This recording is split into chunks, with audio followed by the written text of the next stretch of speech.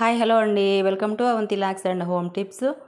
Friends, ఎండలకి చలువ చేసే పెసరపప్పు సగ్గుబియ్యం పాయసం ప్రిపేర్ చేశానండి. మనం బయట నుంచి ఏమన్నా స్వీట్స్ తెచ్చుకొని తిన్నా, ఇంట్లో ప్రిపేర్ చేసుకున్నా ఎక్కువ దాహంగా ఉంటుంది కదా. అందుకోసమనే ఈరోజు నాకు స్వీట్స్ తినాలనిపించి సగ్గుబియ్యం పెసరపప్పు బెల్లంతో పాయసం ప్రిపేర్ చేశానండి. చాలా చాలా టేస్టీగా వచ్చింది. మీరు తప్పకుండా ట్రై చేయండి. నేను ఇప్పుడు సెకండ్ టైం అయ్యండి మన ఛానల్ స్టార్ట్ చేసిన తర్వాత. ఫస్ట్ టైం నేను ఈ పెసరపప్పు సగ్గుబియ్యం పాయసం ప్రిపేర్ చేస్తే మన ఛానల్లో రెస్పాండ్ అయితే చాలా బాగా వచ్చింది. ఇప్పుడు సెకండ్ టైం చేస్తున్నాను.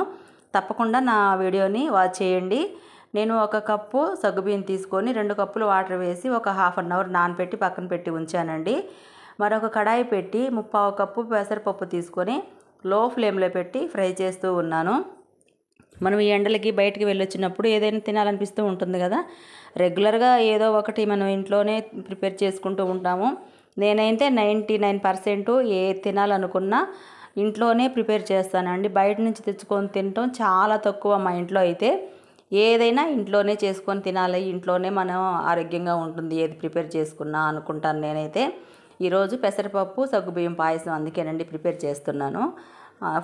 మనం లో ఫ్లేమ్లో పెట్టి ఫ్రై చేసి ఒక స్టీల్ గిన్నెలో వేసి శుభ్రంగా కడిగి ఒక 2 సార్లు శుభ్రంగా కడిగి 3/4 కప్పు పెసరపప్పుకి 1.5 కప్పుల వాటర్ వేసి ఉడికించుకోవాలి.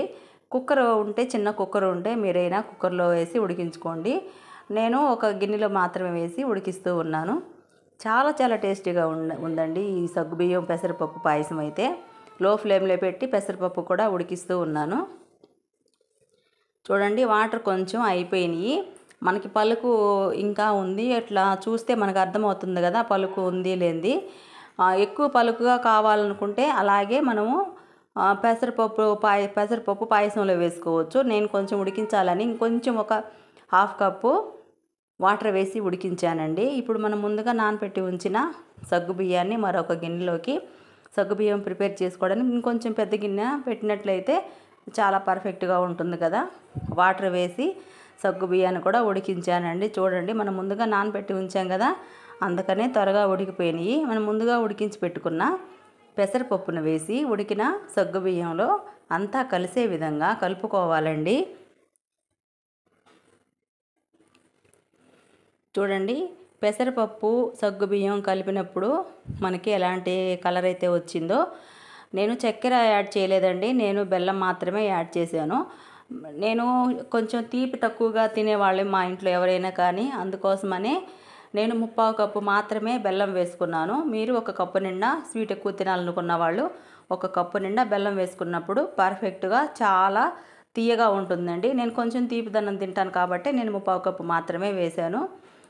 మనమంతా కలిసే బెల్లం కరిగే విధంగా అంతా కలిసే విధంగా కలుపుకొని మరొక కడాయిలో ఒక చిన్న గంటె నిండా నెయ్యి వేసుకొని డ్రై ఫ్రూట్స్ మనం లో ఫ్లేమ్లో పెట్టి ఫ్రై చేసుకోవాలండి. ఈ పెసరపప్పు సగ్గుబియ్యం పాయసానికి డ్రై ఫ్రూట్స్ ఎంత ఎక్కువగా వేసుకుంటే అంత టేస్టీగా ఉంటుంది. ఎండు ద్రాక్ష, జీడిపప్పు వేసుకున్నట్లయితే చాలా చాలా టేస్టీగా ఉంటుంది.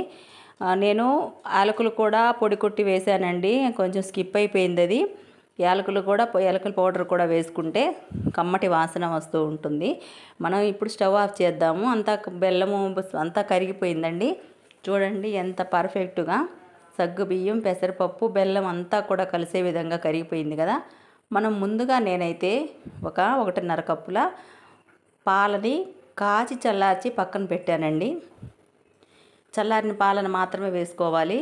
వేడి పాలు వేసుకున్నప్పుడు మనం బెల్లం వేసాం కదా, సగ్గుబియ్యం పాయసానికి బెల్లంతోనే చేస్తున్నాం కదా, కొంచెం పాలు విరిగినట్టుగా అవుతాయి. అందుకనే కొంచెం సేపు ముందుగా ప్రిపేర్ చేసిన పాయసాన్ని కాచిన పాలను కూడా చల్లారనిచ్చి పాలను వేసి బాగా కలిసే విధంగా కలుపుకొని మరొక గిన్నెలోకి గార్నిష్ కోసం మరొక గిన్నెలోకి వేసుకోవాలండి.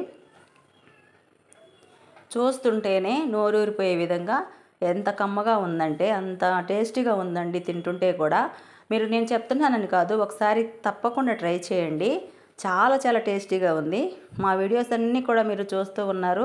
మా వీడియోస్ ఇంతవరకు చూస్తున్న వాళ్ళు సబ్స్క్రైబ్ చేసుకోకపోతే నా ఛానల్ని సబ్స్క్రైబ్ చేసుకొని మీరు చూసేటప్పుడు ఒక లైక్ ఇచ్చి మీ ఫ్రెండ్స్కి, రిలేటివ్స్కి షేర్ చేయండి. నా వీడియో మీకు నచ్చినట్లయితే లైక్ చేయండి ఫ్రెండ్స్. బాయ్ బాయ్ అండి.